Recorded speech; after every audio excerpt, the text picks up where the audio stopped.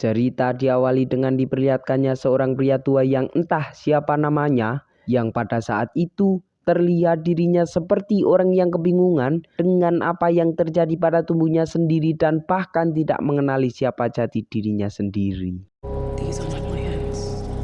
Dan di saat seseorang yang memanggilnya ayah mendekatinya, ya, 2 hari sebelumnya. Mari saya perkenalkan dengan seorang penjaga Ponpin yang bernama Alexa dan suaminya Sebastian, yang pada saat itu Sebastian sedang turut dirawat setelah 3 bulan koma sepulang dari misi lintas galaksi miliknya. Dan setelah menjenguk suaminya, Alexa pun bergegas menemui si Mr. Valmora selaku pimpinan misi Sebastian untuk meminta pertanggungjawaban atas apa yang sudah menimpa suaminya. It's on me. Namun tiba-tiba, sesosok wanita yang lebih mirip zombie datang menghampiri mereka berdua dan berusaha untuk menyerang si Mr. Valmora.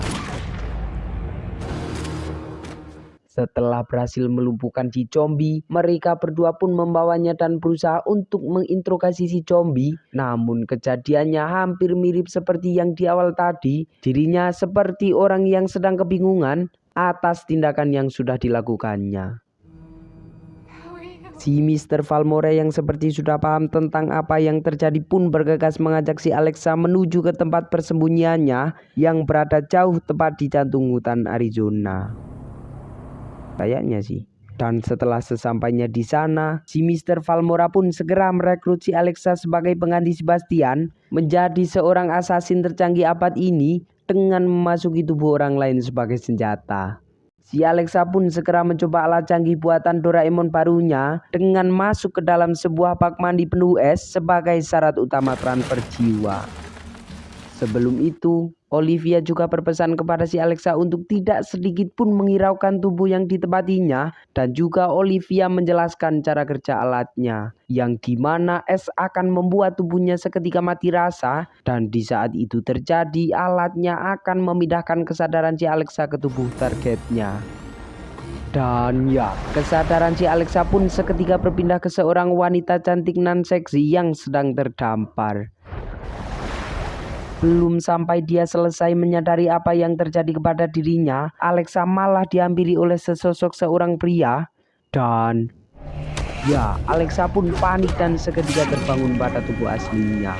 Setelah itu, Alexa pun menanyakan tujuan asli dari apa yang sudah dilakukannya, yang ternyata dirinya ditugaskan untuk membunuh seluruh penjahat kaki tangan si Adrian Delorio, seorang bos mafia yang mendapatkan julukan si pemecah masalah. Dan juga Adrian memiliki teknologi yang sama dengan si Alexa, dan hal itu memudahkan si Adrian melancarkan aksinya. Setelah sedikit mengerti keadaan yang terjadi, Alexa pun melancarkan misi pertamanya dengan merasuki seorang ibu-ibu hamil untuk menghabisi suaminya sendiri yang seorang penyelundup loli-loli Monaco.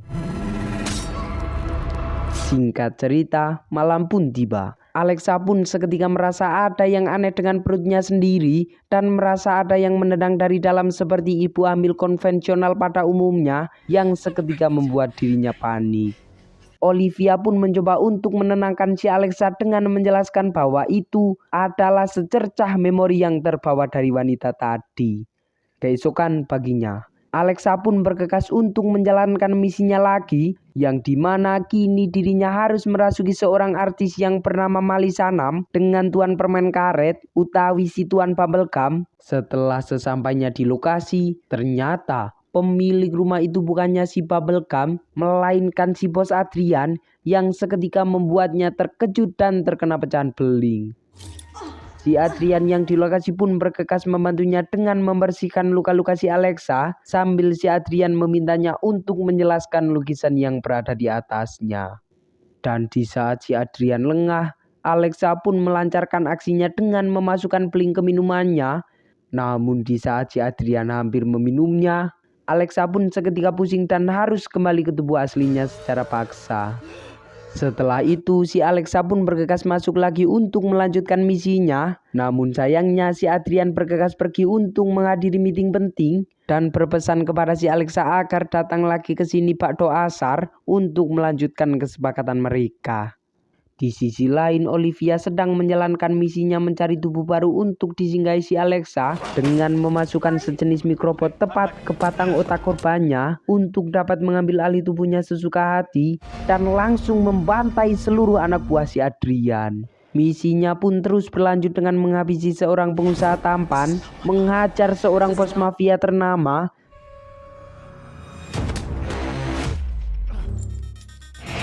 sampai membunuh agen terbaik dunia dengan mengambing hitamkan orang tua. Setelah berhasil menghabisi seluruh antek-antek si Adrian, Alexa pun bergegas merasuki tubuh si Mali untuk menghadiri janji bantal mereka dan dilanjut dengan kencan muter-muter di rumah besar si Adrian. Namun setelah pusing muter-muter, seketika dirinya malah tidak dapat lagi kembali ke tubuh aslinya dan harus bersusah payah untuk kembali. Dan setelah berhasil kembali, Alexa pun mencoba healing untuk menenangkan dirinya bersama si Mr. Valmora ke sebuah resto kesukaan si Alexa dan Sebastian.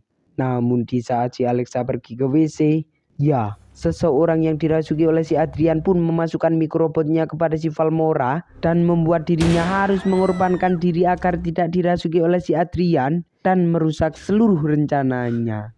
Sepulangnya dirinya dari resto, Alexa pun terus terbayang-bayang kemesraannya bersama Sebastian dan ya, itu hanyalah seekor mimpi. Setelah rentetan kejadian tragis yang menimpanya itu, si Alexa pun bergegas untuk menyelesaikan segalanya dengan mencoba all-in untuk membunuh si Adrian, yang ternyata si Adrian sedang galau mikir butuhan dan segera mengusir si Alexa. Si Alexa yang nafsuan pun mencoba untuk menggoda si Adrian dan pengenceritan pun tidak dapat terhindarkan lagi. Dikiranya si Adrian pingsan setelah beberapa kali ngencerit, si Alexa pun bergegas menuju ke kamar si Adrian untuk menyergap tubuh aslinya.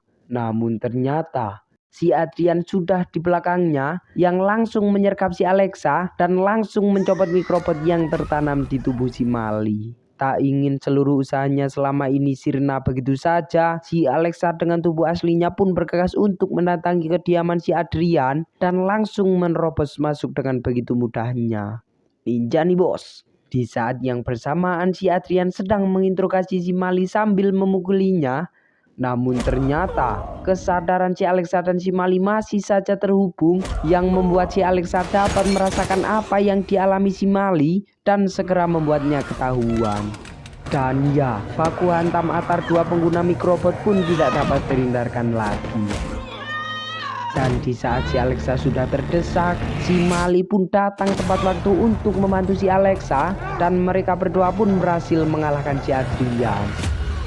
Setelah itu si Alexa pun menjenguk Sebastian yang sudah mulai siuman, yang ternyata selama ini Sebastian adalah dalang orang yang telah merasuki si Adrian, mengendalikan bisnis Sarom untuk supaya dapat mendapatkan seluruh teknologi dan kekayaan kotor secara bersih. Bingung kan? Sama. Mengetahui seluruh hal itu si Olivia pun mencoba untuk membereskan Sebastian sampai todong-todongan senjata dan ya, si Alexa sendirilah yang malah turun cari menghabisi Sebastian. Dan tamat. Belum ding. Dan film ditutup dengan kehidupan bahagia si Alexa, Olivia dan si Mali yang dikaruniai seorang anak dari Sebastian dan mereka berdua dapat bertukar tubuh sesuka hati. Tamat. Sehingga pesan yang terkandung dalam film ini adalah tentang percintaan. Sudah cukuplah dengan seorang wanita yang setia, hiduplah bahagia berdua. Kalau belum punya anak sih, jangan mencoba-coba untuk mendua. Kalau 4 boleh lah ya. Jangan seperti Sebastian, sudah punya si Alexa yang setia sehidup semati, malah ingin punya yang lain lagi, pakai tubuh orang lain lagi. Itu. Saya San pamit undur diri untuk cari jati diri dan sayonara.